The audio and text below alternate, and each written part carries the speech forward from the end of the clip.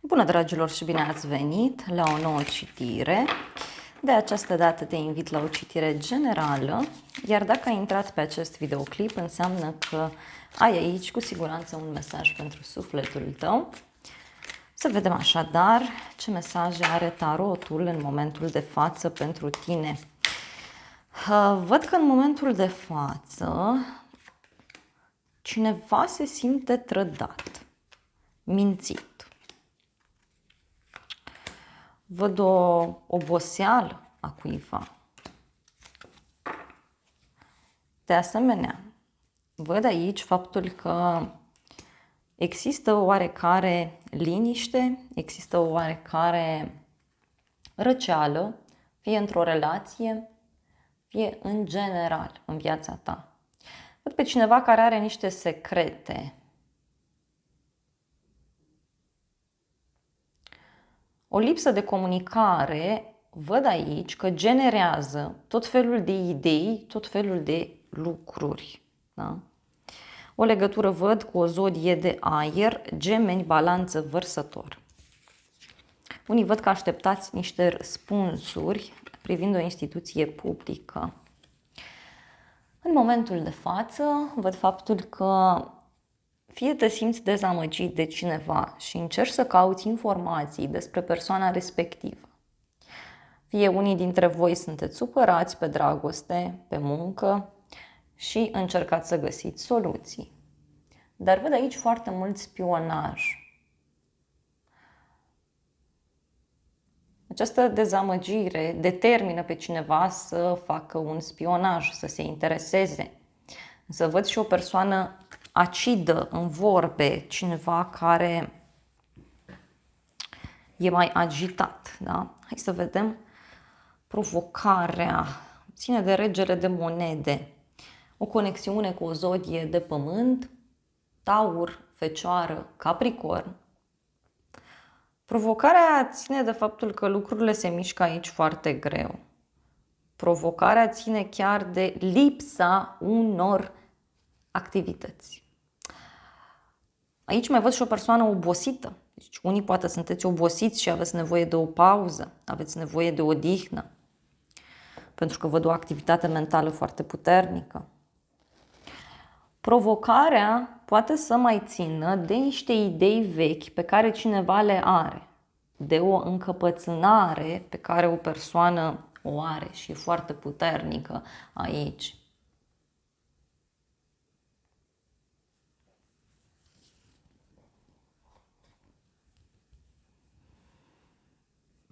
Hai să vedem ce spune oracolul.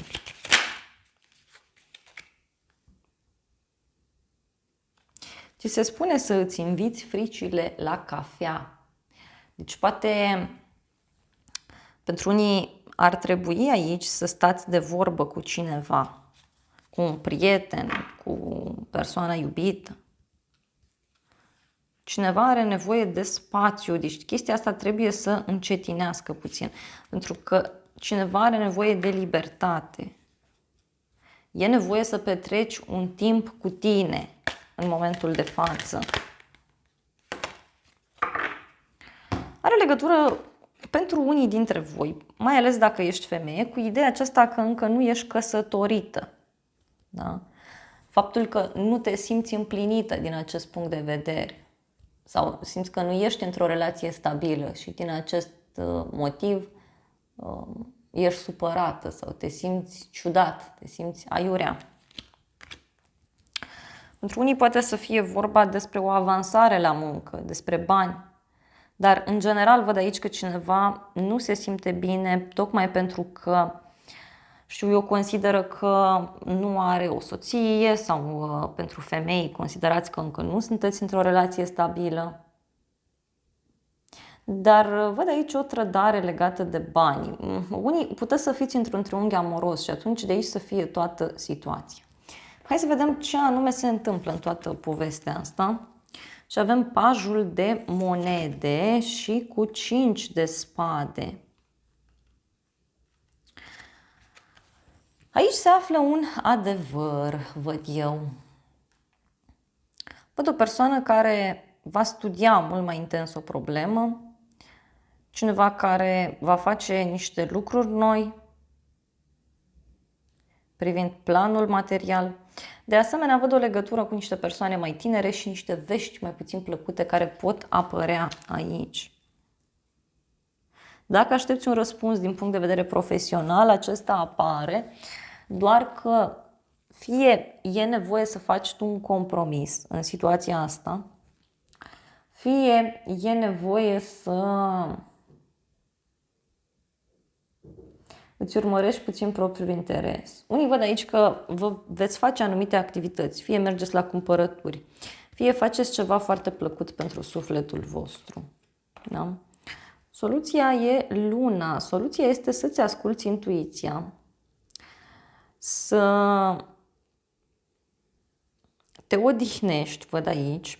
Pentru unii văd o conexiune cu o zodie de apă, rac, pești sau chiar zodia Scorpion. Însă văd și o alegere importantă pe care cineva o are de făcut.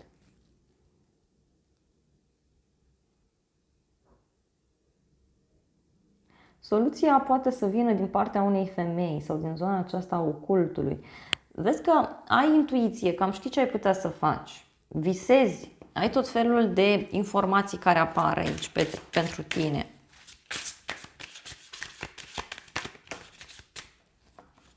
Oracolul spune să-ți celebrezi dragostea. Foarte interesant.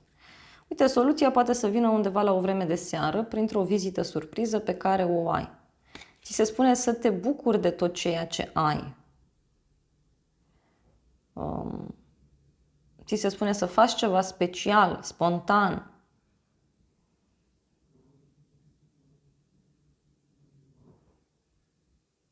Și ți se spune că pe cât vei fi tu de fericit și conectat cu ceilalți, pe atât vei atrage aici persoane în jurul tău. Poate este vorba despre o ieșire undeva la o vreme de seară și acolo să spun că te-ai simți bine, te-ai relaxa.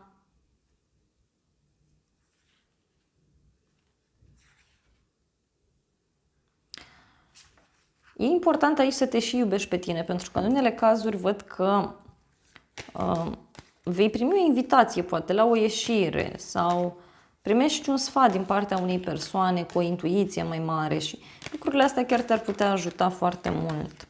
Da? Văd aici că îți vei conștientiza valoarea, vei conștientiza cât de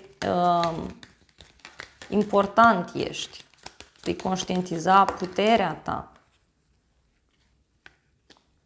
Și îți vei da seama că doar tu aici poți să faci această schimbare. Doar tu poți să iei controlul asupra lucrurilor. Uite, văd foarte mare înțelepciune, pace, liniște, dar și ceva ce se întâmplă aici ca prin magie. Deci se accentuează ideea de magie, ideea de spirit. De ce nu? S-a întors o carte. Uite, din nou, deci aici ți se cere ca tu să iei atitudine și să te eliberezi, să acționezi. Hai să vedem rezultatul final sau ce se întâmplă și avem Regina de monede, foarte frumos. Este o carte foarte pozitivă. O legătură văd cu o zodie de pământ pentru unii, Taur, Fecioară, Capricorn și avem lumea. Deci aici e clar o bucurie uriașă pe care tu o vei avea. O bucurie din punct de vedere profesional. Primești o veste bună de la muncă sau primești niște bani de la distanță. O călătorie pe care o faci pentru sufletul tău. Bucurie, armonie văd aici, liniște. Un succes foarte mare pentru sufletul tău. Tu aici îți recapeți încrederea. Reușești să te simți mai bine în povestea în care ești. Și surpriza este puterea, o legătură cu un leu. Deci surpriza aici ține de faptul că tu vei depăși această situație. Tu vei reuși să devii mai puternic și de asemenea vei reuși să depășești o provocare. Îți vei conștientiza valoarea. Dacă este vorba despre o relație, aici văd că lucrurile merg într-o direcție extrem de pozitivă, extrem de frumoasă. Și văd aici că pasiunea poate să crească între voi. în relația asta. Iar dacă ești o persoană singură, în sfârșit îți revii tu ca om, te simți mult mai sigură pe tine, știi mult mai bine ce îți dorești. Mesajul este să ceri ajutorul și să spui adevărul. Se pare că tu aici te eliberezi. Fie spui un adevăr, fie cineva îți spune ceva.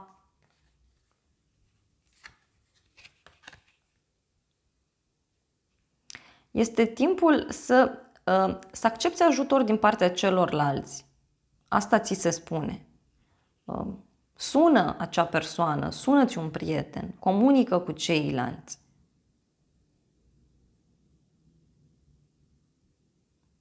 Ascultă semnele din jurul tău. Și ți se spune că din moment ce tu vei cere ajutorul universului sau prietenilor, persoanelor din jurul tău, ei, acest ajutor va și apărea. Și acest mesaj interesant, să spui adevărul, să stai față în față cu cineva și să vă spuneți adevărul.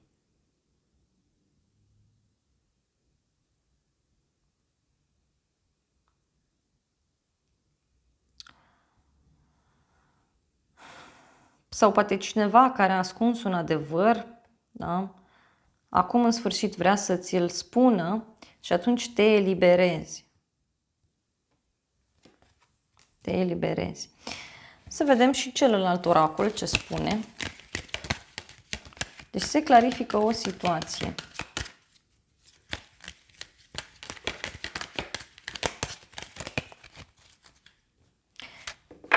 Și avem o călătorie îndepărtată, o direcție, o nouă direcție, o veste pe care o primești de la o persoană.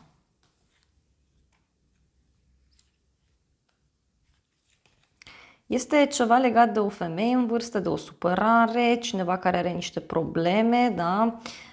E o persoană care poate fie nu te suportă, fie e puțin invidioasă.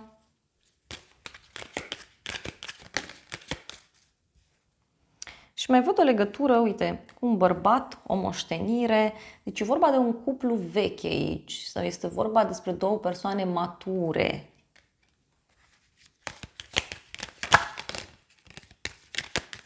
Și din nou se repetă acest card care vorbește despre magie, despre blestem, despre energie. Deci clar tu aici trebuie să-ți asculți intuiția. Ca prin magie să știi că ceva se termină. Se întâmplă aici o minune pentru tine. Se întâmplă cu adevărat o minune. Cu toate că văd gelozie, bârfe, dar văd că așa îți vei conștientiza valoarea. Și o femeie care îți va da un mesaj, care îți va face o surpriză. Faci un drum și te întâlnești cu cineva și afli niște informații în alte cazuri. Să vedem îngerii, ce spun, îngerii romantici aici pentru tine.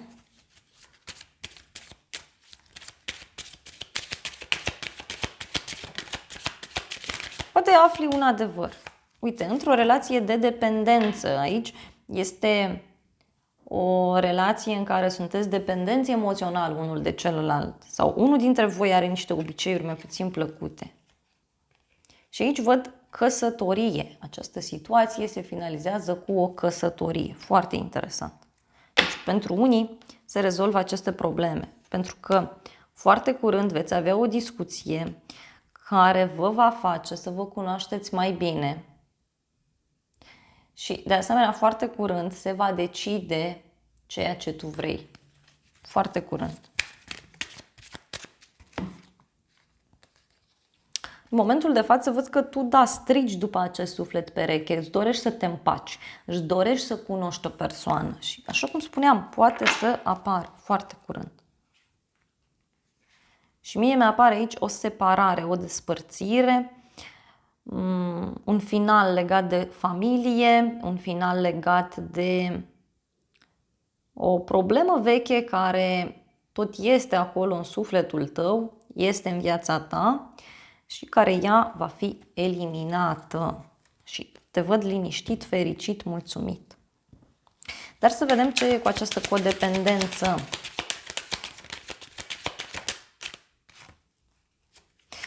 Cineva nu se iubește suficient, cineva nu se respectă suficient. Fie tu ai nevoie de validarea acestei persoane, ai nevoie de el sau de ea ca să fii fericit, fie e ceva reciproc. Dar sfatul aici ăsta este, să te iubești pe tine în primul rând. Și ce e cu această căsătorie? Wow, a sărit un mesaj. A sărit un mesaj care vorbește despre exprimă-ți dragostea. Deci cineva va veni către tine și îți va spune un adevăr. Cineva va face niște gesturi romantice față de tine. Și fii atent la semne, pentru că această persoană este cea aleasă.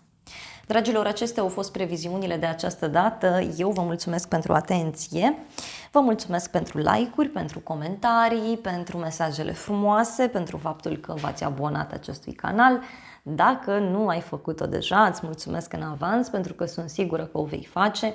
Te îmbrățișez cu mare drag și îți doresc să ai parte de o zi sau de o seară cât mai frumoasă și te invit și la o altă citire dacă vrei să mai vizionezi.